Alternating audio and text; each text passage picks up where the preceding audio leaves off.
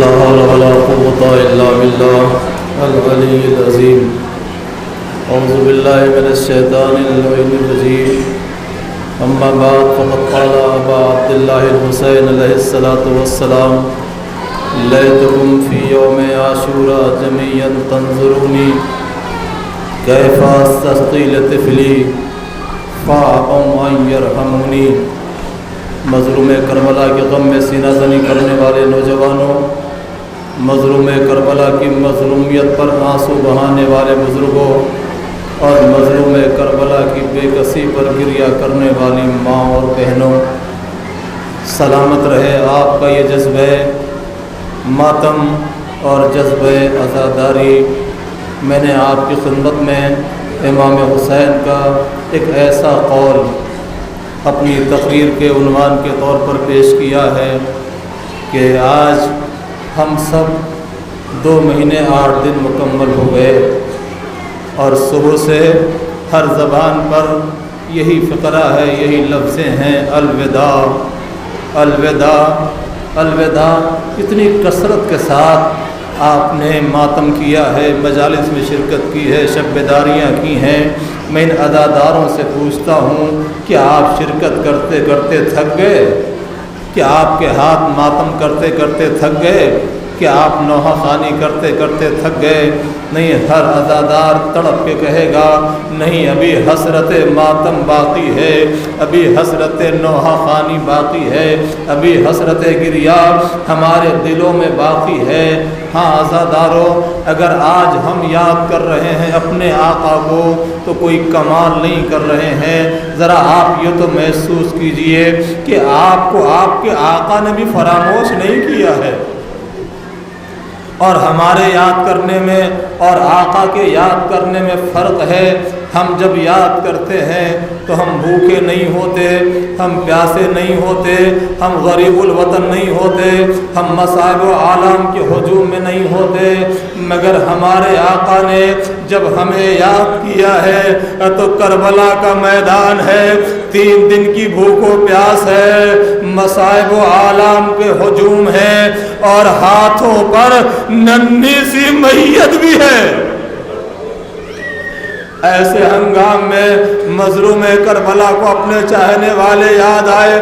آواز یہ ہمارے چاہنے والوں، کاش تم روز عاشور ہوتے تو اپنی آنکھوں سے دیکھتے کہ میں اپنے شیر خوار کے لیے پانی مانگ رہا تھا، مگر دشمنوں نے رحم کرنے سے انکار کر دیا۔ بہترین نوحہ، مصائب میں ڈوبا ہوا نوحہ، اور بالکل ڈوب کر کے انجمن نے نوحہ خوانی بھی کی ہے اور ماتمی دستے نے ماتم بھی کیا ہے۔ ہاں واقعاً اسے اللہ نظر بس سے محفوظ رکھے۔ پوری کربلا کی تاریخ میں 2 مظلوم ایسے ہیں، پوری کربلا کی تاریخ میں 2 مظلوم ایسے ہیں کہ جب ان کے مظلومیت کا تذکرہ کسی قوم، کسی مذہب، کسی قبیلے کے سامنے کر دیجئے تو وہ تڑپ کے رہ جاتا ہے۔ ایک مظلوم کا نام ہے جناب علی اصغر اور دوسری مظلومہ کا نام ہے جناب سکینہ۔ یہ بڑے مظلوم کردار ہے کربلا کی تاریخ کے۔ میرے سامنے ماتمی دستہ بیٹھا ہوا ہے، میں اس ماتمی دستے اپنے نوجوانوں سے ایک سوال کرنا چاہتا ہوں۔ دیکھیے، اہل بیت کی وہ شہادت کی جو مصیبتیں ہیں اور اسیری کی جو مصیبتیں وہ اپنی جگہ پر ہیں، مگر کچھ مصیبتیں ایسی ہیں کہ جنہیں ہم سن کر کے آگے بڑھ جاتے ہیں، ہم ان مسائل پر توجہ نہیں کرتے ہیں، غور نہیں کرتے ہیں۔ اسی حوالے سے میں ایک سوال کرنا چاہتا ہوں۔ ہمارا نوجوان یہاں ماتم میں مصروف ہے، یہاں الوداعی ماتم میں شریک ہو رہا ہے، شرکت کر رہا ہے۔ اگر خدا نخواستہ ہمارے کسی نوجوان تک یہ خبر آ جائے کہ تم یہاں ہو، تمہاری بہن کو کسی نے تماچا مار دیا ہے، بتاؤ کیا گزرے گی؟ ہماری جتنی بھی طاقت ہوگی، جتنی بھی قوت ہوگی، ہم تماچا مارنے والے سے بدلہ لے لیں گے، مگر ہائے رے سید سجاد،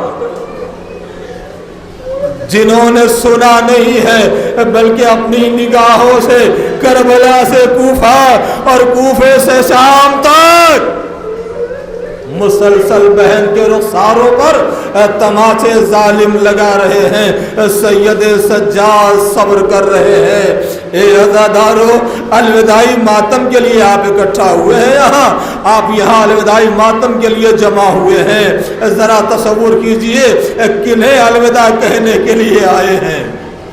ان پردیسیوں کو، ان قیدیوں کو، ان بے کسوں کو جنہیں 1 سال کی قید کے بعد رہائی ملی اور انہیں وطن آنا نصیب ہوا، مگر آپ توجہ کریں یہ کائنات کے منفرد قیدی ہیں۔ دیکھیں فطری بات ہے، جب بھی قیدیوں کے سامنے پیغام رہائی آتا ہے تو انہیں خوشی ہوتی ہے، مگر یہ کائنات کے منفرد قیدی ہیں کہ جنہیں رہائی کی کوئی خوشی نہیں ہوئی۔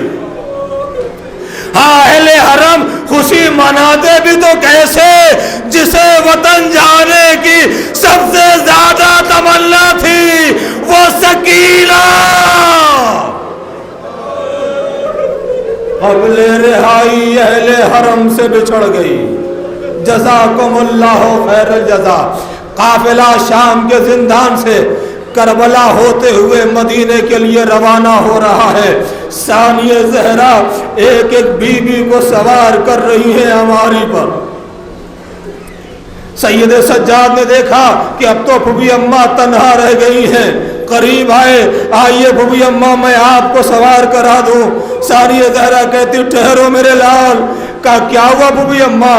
کہا ابھی ایک بی بی سوار ہونا باقی ہے۔ کہا وہ کون بی بی ہے؟ کہا تمہاری ماں اور باپ۔ تمہاری ماں اور باپ، ماں کا نام سننا تھا۔ کہا پھوپھی اماں اماں اور باپ کیوں نہیں سوار ہوئی؟ کہا میرے لال کہیں نظر نہیں آ رہی رو باپ۔ سنیں گے امام سجاد کا جواب؟ چوتھے امام فرماتے پھوپھی اماں مجھے پتا ہے میری ماں کہاں ہے، آئیے میرے ساتھ آئیے۔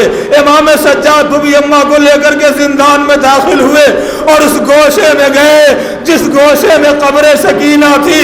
کیا دیکھتے ہیں؟ جیسے ایک ماں اپنے بچے کو اپنے سینے سے لگاتی ہے ویسے ہی رباب قبر سکینہ اپنے سینے سے لگائے آواز دے رہی ہے، اے سکینہ اگر اصغر تم سے چھوٹا نہ ہوتا تو سکینہ میں تجھے شام میں تنہا چھوڑ کر نہ جاتی، مگر تجھ سے چھوٹا تیرا بھیا اصغر۔ جزاکم اللہ خیر الجزا۔ سید سجاد نے ماں کے بازو کو پکڑا، اماں چلیے قافلہ تیار ہے، لے کر کے آئے، سہارا دیا۔ جناب رباب بھی سوار ہو گئی۔ امام سجاد پھر کہتے پھوپھی اماں آئیے اب میں آپ کو سوار کرا دوں۔ تفصیل میں جانے کا موقع نہیں ہے، مگر آپ تصور تو کر ہی سکتے ہیں کل 28 رجب کو کیا شان تھی۔ یہ زینب ہماری میں کیسے سوار ہوئی تھی؟ 18 بنی ہاشم کے جوانوں کا حلقہ تھا۔ امام حسین خود زمین پر بیٹھ گئے تھے، اپنے زانو کو ٹیک کر کے ثانیہ زہرا نے امام کے زانو پر پیروں کو رکھ کر کے ہماری میں سوار ہوئی تھی۔ کیا زینب کو نہ یاد آیا ہوگا؟ امام سجاد نے کہا نہیں میرے لال ٹھہر جاؤ۔ رک گئے امام سجاد۔ کہا پھوپھی اماں کیا حکم ہے؟ کہا میرے لال کیا یہ ممکن نہیں ہے ایک بار ہم اور زندان میں چلے؟ کہا پھوپھی اماں آج ہم آزاد ہیں، جتنی مرتبہ چاہے زندان میں جائیں، جتنی مرتبہ چاہے زندان سے باہر آئیں۔ کہا چلو میرے لال ایک بار اور چلو، ایک بار اور چلو۔ امام سجاد لے کر پھوپھی اماں کو زندان میں داخل ہوئے، پھر اسی گوشے میں گئے جس گوشے میں قبر سکینہ تھی۔ ثانیہ زہرا نے سکینہ کی قبر کو کچھ دیر تک غور سے دیکھا اور دیکھنے کے بعد آواز دیتی ہے، اے سکینہ ہم جا رہے ہیں خدا میں۔ عزادارو بس روایتیں یہاں تک بتاتی ہیں، مگر ثانیہ زہرا نے جیسے یہ جملہ کہا میں چشم تصور میں دیکھتا ہوں تو قبر سکینہ سے ایک آواز نکلتی ہوئی سنائی دیتی ہے، اے بوبی اماں جائیے خدا حافظ، ارے یہ تو سکینہ کی قسمت ہے، کربلا میں بابا چھوڑ گئے، شام میں آپ چھوڑ جائیے۔ ثانیہ زہرا نے جواب دیا نہیں سکینہ بس اتنی مہلت دے دو، کربلا جا کے بھائی کی قبر پر حاضری دے دوں، مدینے جا کے نانا کو پرسا دے دوں، اے سکینہ پھر میں واپس آؤں گی، قیامت تک تو بھی رہے گی اور قیامت تک میں بھی رہوں گی، بس میں نے ختم کر دی آپ کی زحمت۔ قافلہ شام سے کربلا آ گیا اور اب کربلا سے قافلہ مدینے کے لیے روانہ ہو گیا۔ بیرون مدینہ قافلہ روک دیا گیا۔ چوتھے امام نے بشیر ابن جزلم کو بلایا، کہا بشیر تیرا باپ شاعری کر لیتا تھا، کیا تو بھی شعر لکھ لیتا ہے؟ کہا ہاں مولا میں بھی اشعار کہہ لیتا ہوں۔ امام نے سیاہ پرچم دیا، کہا جا اور مدینے میں ہمارے آنے کی خبر کر دے۔ بشیر سے عالم لے کر چلا، مدینے کی گلیوں میں یہی صدا لگاتا ہوا گزرا، یا اہل یثرب لا مقام لکم، اے مدینے والو یہ مدینہ رہنے کے قابل نہیں رہا، اس لیے کہ اہل حرم تو آئے ہیں مگر حسین قتل کر دیے گئے، عباس قتل کر دیے گئے۔ پوری سنانی بشیر نے سنا دی۔ بشیر کہتا ہے اسی طرح سے میں سنانی سناتا ہوا مدینے کی گلیوں سے گزر رہا تھا، جب میں محلے بنی ہاشم میں پہنچا تو میں نے وہاں بھی یہی سنانی سنائی، اور یہ سنانی سنا کہ میں ابھی آگے بڑھا تھا کہ میں نے دیکھا کہ بنی ہاشم کے ایک گھر سے ایک چھوٹا سا بچہ نکلا اور تیزی کے ساتھ میرے پیچھے پیچھے آنے لگا۔ بشیر کہتا جب میں یہ سمجھا کہ یہ بچہ میرے پاس آ رہا تو میں رک گیا اور وہ بچہ میرے قریب آیا۔ میں نے پوچھا بیٹا کیا پوچھنا چاہتے ہو، کیا معلوم کرنا چاہتے ہو؟ بشیر کہتا وہ بچہ کبھی میرے ہاتھوں میں جو پرچم ہے اسے دیکھتا ہے، کبھی میرا چہرہ دیکھتا ہے۔ میں نے کہا میرے لال کیا معلوم کرنا چاہتے ہو؟ وہ بچہ کہتا ہے شیخ مجھے تجھ سے کچھ اور نہیں پوچھنا ہے، بس اتنا بتا دے یہ علم تجھے کہاں سے مل گیا، یہ علم تجھے کہاں سے مل گیا؟ کہا یہ سوال کیوں کر رہے ہو؟ کہا یہ سوال اس لیے کر رہا ہوں کہ کل جب قافلہ یہاں سے گیا تھا تو اس علم کو ہمارے آقا نے ہمارے بابا کے ہاتھوں میں دیا تھا۔ بشیر کہتا ہے میں سمجھ گیا یہ فرزند عباس ہے، سینے سے لگایا۔ اے بیٹا تیرا بابا کربلا میں مارا گیا، تیرا آقا کربلا میں مارا گیا، تیرا کنبہ کربلا میں مارا گیا۔